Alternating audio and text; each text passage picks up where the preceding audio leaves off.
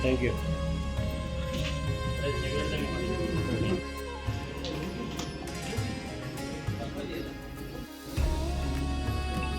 ಆದಂತಹ ಒಂದು ಅಭಿನಂದನೆಗಳು.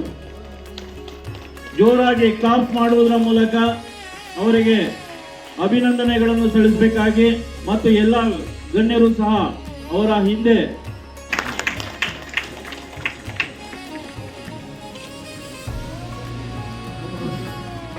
ಜಿ ಚಂದ್ರಶೇಖರ ಅಂತೇಳಿ ಹಾಸನ ಜಿಲ್ಲೆಯ ಹೊಳೆನರಸೀಪುರ ತಾಲೂಕಿನ ಸರ್ಕಾರಿ ಪ್ರಾಥಮಿಕ ಶಾಲೆ ಮಾತೃ ಶಾಲೆಯ ಪ್ರಭಾರ ಮುಖ್ಯ ಶಿಕ್ಷಕನಾಗಿ 15 ವರ್ಷಗಳ ಸೇವೆ ಸಲ್ಲಿಸಿದ್ದೀನಿ.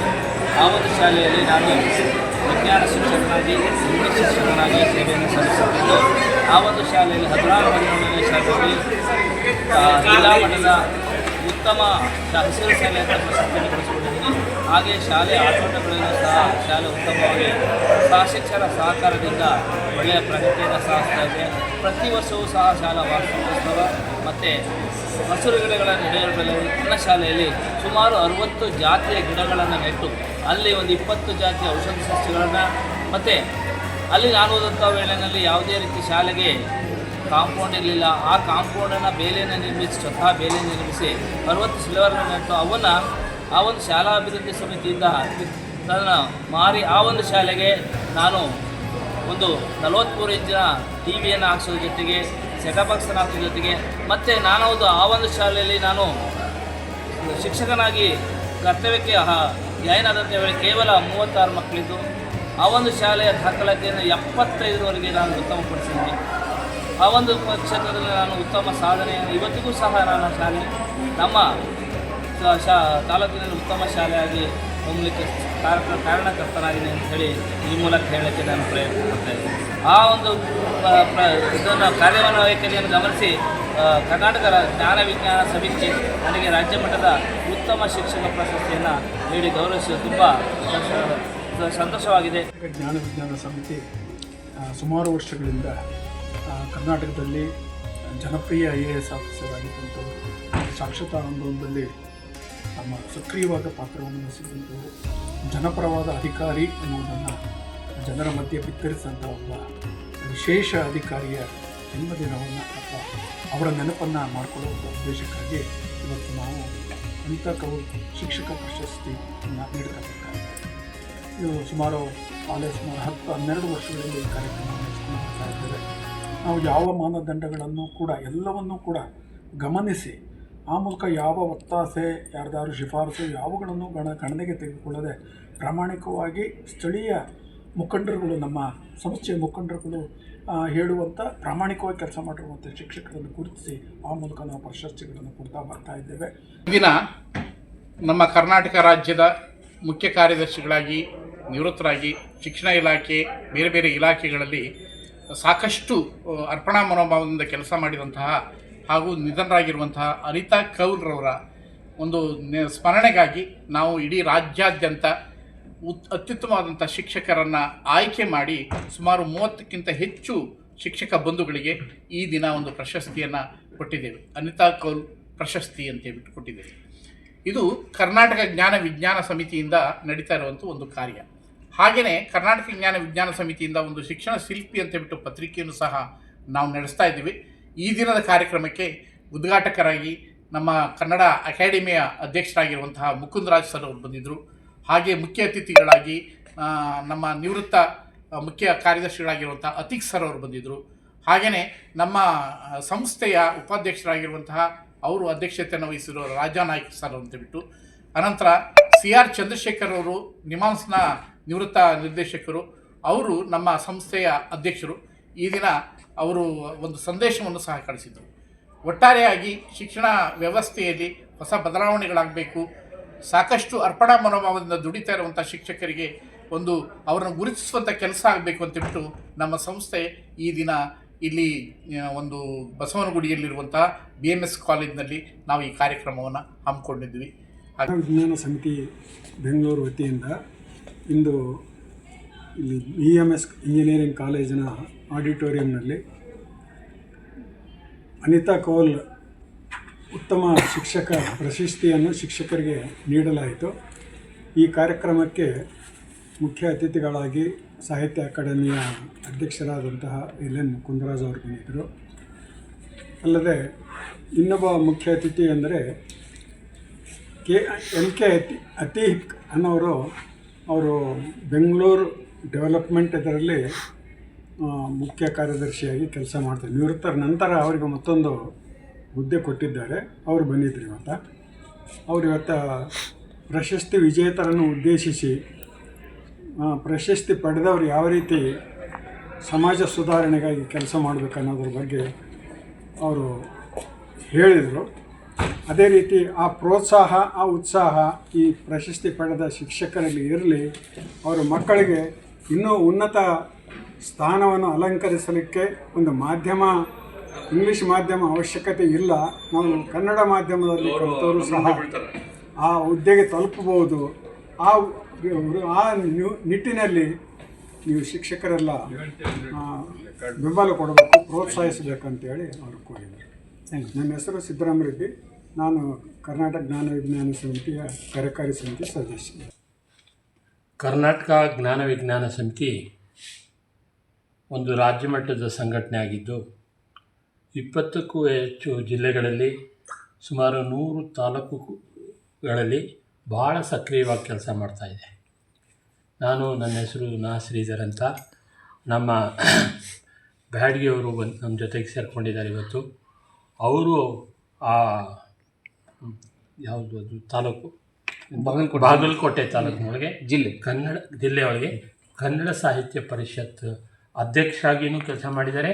ಕರ್ನಾಟಕ ಜ್ಞಾನ ವಿಜ್ಞಾನ ಸಮಿತಿ ಅಧ್ಯಕ್ಷರಾಗಿ ಕೆಲಸ ಮಾಡ್ತಾಯಿದ್ದಾರೆ. ಅವರು ಸಾಹಿತ್ಯ ಪರಿಷತ್ ಅಧ್ಯಕ್ಷರಾಗಿದ್ದಾಗ ಸುಮಾರು 2.5 ಕೋಟಿ ರೂಪಾಯಿ ಖರ್ಚು ಮಾಡಿ ಸಾರ್ವಜನಿಕವಾಗಿ ಸರ್ಕಾರದಿಂದ ಬೇರೆ ಬೇರೆ ಮೂಲದಿಂದ ಸಂಗ್ರಹ ಮಾಡಿ ಒಂದು ಕನ್ನಡ ಭವನನ ಕಟ್ಟಿದರು. ಆ ಭಾಗದೊಳಗೆ ಕನ್ನಡದ ಕೆಲಸನ ಭಾಳ ಅಚ್ಚುಕಟ್ಟಾಗಿ ಮಾಡಿದವರು ಅವ್ರಿಗೆ ನಮ್ಮ ಬ್ಯಾಡಗಿಯವರು ಒಬ್ಬರು. ಇವತ್ತಿನ ಕಾರ್ಯಕ್ರಮದ ಬಗ್ಗೆ ಬಂದರೆ ಅನಿತಾ ಕೌಲ್ ಅಂತ ಒಬ್ಬರು ನಿವೃತ್ತ IAS ಅಧಿಕಾರಿ ಇದ್ದರು. ಅವರು ಇವತ್ತು ನಮ್ಮ ಜೊತೆಗಿಲ್ಲ. ಆದರೆ ಅವರು ಶಿಕ್ಷಕರಿಗೆ ಮತ್ತು ಶಿಕ್ಷಣ ಇಲಾಖೆಗೆ ಸಂಬಂಧಪಟ್ಟಂಗೆ ಅಪಾರವಾದಂಥ ಆಸಕ್ತಿಯಿಂದ ಕೆಲಸ ಮಾಡಿದ್ರು, ಭಾಳ ಆಸಕ್ತಿಯಿಂದ ಮಾಡಿದವರು. ಅವರ ನೆನಪಿನೊಳಗೆ ನಾವು ಕಳೆದ 7 ವರ್ಷದಿಂದ ನಮ್ಮ ಕರ್ನಾಟಕ ಜ್ಞಾನ ವಿಜ್ಞಾನ ಸಮಿತಿ ಇಡೀ ಕರ್ನಾಟಕದಿಂದ ಉತ್ತಮ ಶಿಕ್ಷಕ ಪ್ರಶಸ್ತಿ ಅಂತ ಕೊಡ್ತಾ ಬಂದಿದ್ದೀವಿ.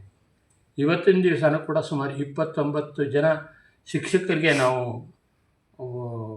ಈ ಒಂದು ಸನ್ಮಾನನ ಕೊಟ್ಟು ಗೌರವಿಸಿದ್ದೀವಿ. ಮತ್ತು ಇವತ್ತಿನ ಅತಿಥಿಗಳಾಗಿ ಬಂದಂಥವರು ಅಷ್ಟೇ ತುಂಬ ಮೌಲ್ಯಯುತವಾದಂಥ ಭಾಷಣನೇ ಮಾಡಿದ್ರು. ಒಂದು ನಮ್ಮ ಕನ್ನಡ ಅಕಾಡೆಮಿ ಅಧ್ಯಕ್ಷರು, ಕರ್ನಾಟಕ ಸಾಹಿತ್ಯ ಅಕಾಡೆಮಿ ಅಧ್ಯಕ್ಷರಾದಂಥ ಪ್ರೊಫೆಸರ್ ಮುಕುಂದರಾಜ್ ಅವರು, ಅದೇ ರೀತಿ ರಾಜ್ಯ ಸರ್ಕಾರದ ಕಾರ್ಯದರ್ಶಿಯಾಗಿ ಬೇರೆ ಬೇರೆ ಹಂತಗಳಲ್ಲಿ ಕೆಲಸ ಮಾಡಿದಂಥ ರತೀಕ್ ಅವರು ಭಾಳ ಮೇಷ್ಟ್ರುಗಳಿಗೆ ಏನು ಬೇಕು, ಯಾಕೆ ನಮ್ಮ ಮೌಲ್ಯ ಕಡಿಮೆ ಆಗ್ತಾಯಿದೆ, ಈ ಎಲ್ಲ ವಿಚಾರಗಳನ್ನ ಭಾಳ ಬಿಡಿಯಾಗಿ ಬಿಡಿಸಿ ಹೇಳಿದಂಥವ್ರು. ಸೊ ಇವತ್ತಿನ ಕಾರ್ಯಕ್ರಮ ಭಾಳ ಯಶಸ್ವಿಯಾಗಿ ನಡೆದಿದೆ. ಬಂದಂಥವ್ರಿಗೆ ಆತಿಥ್ಯನೂ ಕೂಡ ನಮ್ಮ ಬೆಂಗಳೂರು ನಗರ ಜಿಲ್ಲೆಯಿಂದ ನಾವು ಎಲ್ಲ ವ್ಯವಸ್ಥೆ ಮಾಡಿದ್ವಿ. ಅದು ತುಂಬ ಚೆನ್ನಾಗಿ ನಡೆದಿದೆ ಅಂತ ನಾನಂತೂ ಭಾವಿಸ್ತೀನಿ. ನನ್ನ ಜೊತೆಗೆ ಬಾಗಲಕೋಟೆ ಅಧ್ಯಕ್ಷರಿದ್ದಾರೆ.